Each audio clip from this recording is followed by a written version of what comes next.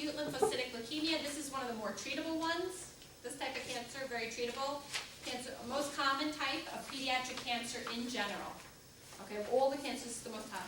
Dramatic survival rates, and there's no staging because there is no solid mass. Again, anemia, fever, bleeding tendencies, pain, and even risk for fractures. Why are they at risk for fractures? Why do you think? Where are these immature cells kind of congesting? In the bone marrow. And if I have all this pressure in the bone marrow, it's putting pressure on the bone, making it weaker itself, therefore putting them at risk for fractures. So normal bone marrow looks like this. You have a nice healthy cell with a lovely nucleus, but you have enough regular cell and some nucleus there. You don't have all nucleus, all immature nucleus cell. So if I'm somebody, a pathologist, which none of you are, so this is just a nice to know, not a need to know. But if I'm a pathologist, I'm looking at a slide of bone marrow, and I see this, as opposed to that, I see all nucleus in these cells here. I see very little that are mature. They're all big nucleus in those cells, so they're considered immature cells versus the other ones. And therefore, at risk, considered leukemia, that would be like the diagnosis. So again, with leukemia, you have a competition for nutrients, infiltration, the bone marrow has all three of these are decreased. So again, going back to what Ganu, you were asking, all three have issues to varying extents. That's what differentiates the type of leukemia. But they all have this issue and vary with this. That's why actually ALL is mostly decreasing in white blood cells. A little bit with these, that's why they have a better prognosis too. Because they can give them a little bit heavier chemotherapy and they do well. But obviously with the decrease in red blood cells, you get anemia. With the decrease in white blood cells, you have the infection issue. And platelets, you can have bleeding. Again, the bone marrow has increased pressure, which puts them at risk for pain and even fractures. And then obviously the CNS is involved. You can have headaches and shifts in the CSF, which in the pressure, in the fluids itself, which can cause increased intracranial pressure. And here's a child actually at this is taken off of St. Jude, the cancer center there. But the great thing I love about this is, just to go back to our growth and development, what do you see going on here? So as a child, or is this a toy? No, that's a toy. That's a toy for the child because that's a type of therapeutic play, right? When you take the child and say, show me on the doll, or we'll show you on the doll what's going to happen, right? So again, going back to your growth and development with all of this, because it always is a common theme, what's the best way to teach a child with what kind of procedure you're going to be doing? And the diagnostic tests that show this. This is just, people have asked me in the past, they're very interested, like, how do they do a bone marrow aspiration? So that is that's actually a picture. Usually it's very similar, almost like an epidural kind of. You're lying side lying, and the iliac crest is the best spot. And even when they're taking bone marrow for donors, this is the technique too. It's usually a same-day surgery procedure. You're in and out. What I can say is a lot of times you see on the news they'll advertise and they'll say, so and so has leukemia and they need a bone marrow donor. Please come. We'll take a blood test and see if you're a match. And lots of people come out sometimes, and they give they give the blood, and they're a match. And then when they call them back, they're like, oh, what do I have to do? What does it hurts? Yeah, what I have to go, and again, it's in and out. You're in and out the same day, but now I have to go, and yeah, it is painful, and I can have pain the next day and soreness. I have to work. I have to take off from work. So sometimes they do these big community drives, and it's almost they find that all these people in the community, they mean well, but they don't in the end sign up then. If you're a match, they truly don't become a donor then. Whereas family members, obviously there's a different commitment there. You have a niece, a nephew, a child, you're going to go. Whereas sometimes when they do the community things, and it's people in the community, they mean well, but they don't always go the next step to actually do. And it doesn't take a lot of bone marrow to actually do the bone marrow transplant. It's only a small amount that they put into, and that they have to take. And actually they spin it down, they do it IV. So it's not like this, but it's a commitment on the person. It is painful. I can have soreness the next day. They do sedate them. And there is risk with it, right? Well, it's a large bore needle. So your risk is not like surgery.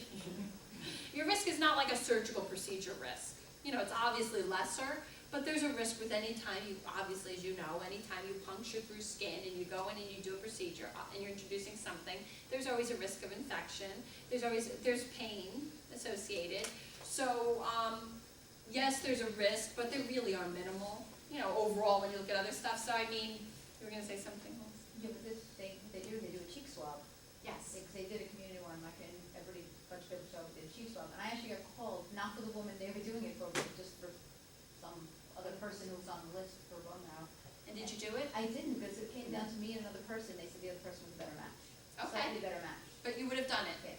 But That's they, nice. but the other person, they went through several things and they said no, the other person was better. Well, that's the next step. I was gonna say, they start with a cheek swab, and then they will draw the blood, you know, because they have to go through a little bit more. But yeah, they do start with just the general cheek swab, and then they draw your blood, and then they go through some more, because they have to check. The cheek swab just tells them if you're a match, but then they wanna make sure, you know, everything else, that you're healthy, what your condition is, you know, just to make sure, you know, they check for diseases, everything else, and they have to go a little bit further with taking some blood, but yes, and then when they determine your match, you know, some people just, I know, that's the problem, Stephanie, you're right. Stephanie says we struggle to get people to donate blood. And this is, a surgical, a minor surgical procedure. You know, something where you go in, you get sedation, you do it. But again, it does take a commitment and time. So again, clinical science blood tests looking for the immature leukocytes, low blood counts of red blood cells and platelets too. And the definitive diagnosis though, just so you know, because this confuses people sometimes, is really that bone marrow aspiration, and they have to diagnose through the bone marrow. Does that make sense? So like they can say, you know, your blood tests look like you have, but until they actually take that bone marrow and look under the slide, they're not gonna give the definitive or the type, you know. And then how they monitor it to see if the person's getting better or not is through this. So what they usually do is they do a round of 8 treatments, 1 every 2 weeks, because that's usually the chemotherapy cycle. So what they'll do is they'll give an infusion, which again is the same day surgery procedure. So if somebody comes out and so the person comes, they take blood work. Maybe the child's bruising a lot, they're tired, they're getting infections, they take their blood, the blood's low, they take the bone marrow, they check it, they diagnose leukemia. Then the course is chemotherapy, usually 2 rounds, 8 weeks each time with 2 weeks. So it's 16 weeks, but 8 total injections or infusions, if that makes sense. See what I'm saying? So they have because it's usually 8-week cycles, so they'll do an infusion, let's say it's a Monday. They do an infusion on Monday, 2 weeks from that Monday, they will come back for another infusion. They'll do that 4 times, then they take a break, then they'll do it again before they even check. Again, then they'll check their levels to see if they're in remission, or if they still have enough of those counts that are elevated of the immature cells that they need to continue with more cycles and maybe different meds even. Because obviously there's different combinations, with the common ones being things like vincristine and adriamycin, which are, I don't know if you did some of that in 131, you certainly for this course don't need to know the details of those, because a lot of them do work very similarly. And sometimes they even give high doses of steroids too, especially if they're going to give, they have very, very high doses of steroids and azathioprine and other kinds of immunosuppressive drugs if they're going to give bone marrow transplants. A bone marrow transplant is a secondary line. So after they do the chemotherapy for a few rounds, if they're not responding, then they'll go into the bone marrow transplants. Unless they have more of the rarer kind, then sometimes they do the bone marrow transplant with high doses of chemo. Because they can even do sometimes higher doses of chemo when they first get the bone marrow transplant, hoping to stimulate that new bone marrow to get out of the old cycle. Does that make sense? Is this long life treatment, or is it a cure? Not lifelong treatment, no, because usually what happens, in most ALL cases, they do go through the 2 rounds, and they find the levels go back to normal. They do get monitored every 3 months, well, initially every month, and then eventually every 3 months, for 5 years. And then after 5 years, they get monitored yearly, which most, and then, they are considered cured after 5 years with this. Now, different types of ALL, different types of leukemia takes even 10 years to consider cured. They're in remission for up to 10 years, but this is up to 5, the more common one.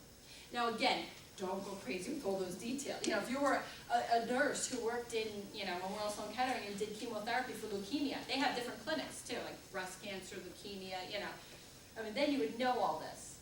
for the purposes of a general practitioner, which you're graduating to become, just know, like, what are the signs and symptoms, what's going on with it, what can happen with chemotherapy, what do I wanna do and give for that. And again, you have that induction stage of the chemotherapy, continues for 4 to 6 weeks, usually up to, like I was saying, usually up to even 8 now. Corticosteroids, Elspar, adriamycin, vincristine. And then CNS, if they have it in the central nervous system, they even will do intrathecal injections of chemotherapy. And even methylprednisolone. And after completion and successful induction, then the goal is to preserve remission.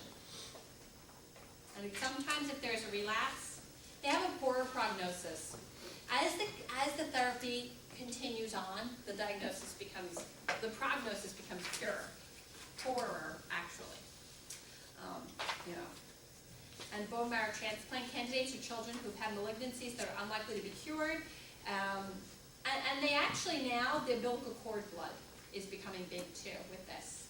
Not so much the child's own umbilical cord blood if the parents have banked it, but if they have a sibling and they've banked the cord blood, that becomes very helpful.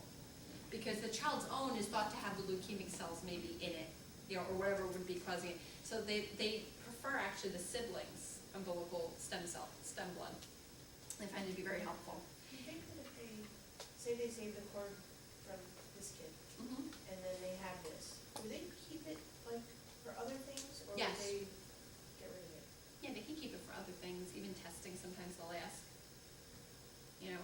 If the I think the parents would continue to like, because you pay, you like to have it there. Do you think Correct. the parents should keep that, or is there reasons they would be like, okay, well, we wouldn't use it for something else because it might make their leukemia come back?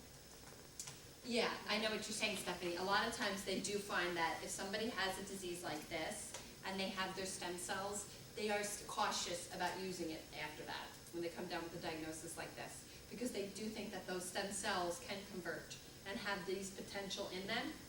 Does that make sense?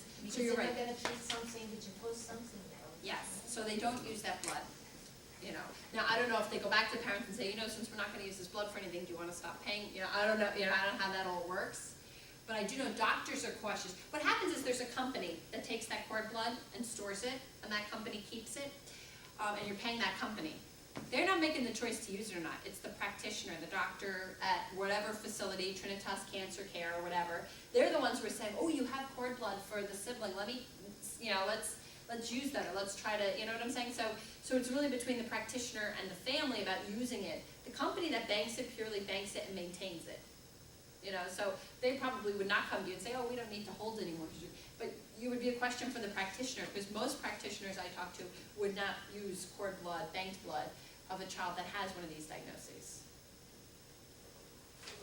And at any time, the parent can tell them to, no longer use it. That they don't want to pay anymore and to keep that. Now, there are options. What those companies will do sometimes is say, can we use it for research then? And there is a lot of controversy about where do umbilical cord blood and umbilical cords go. How am I doing it now? And where do umbilical cords go, and where do the samples go afterwards? There's a whole thing.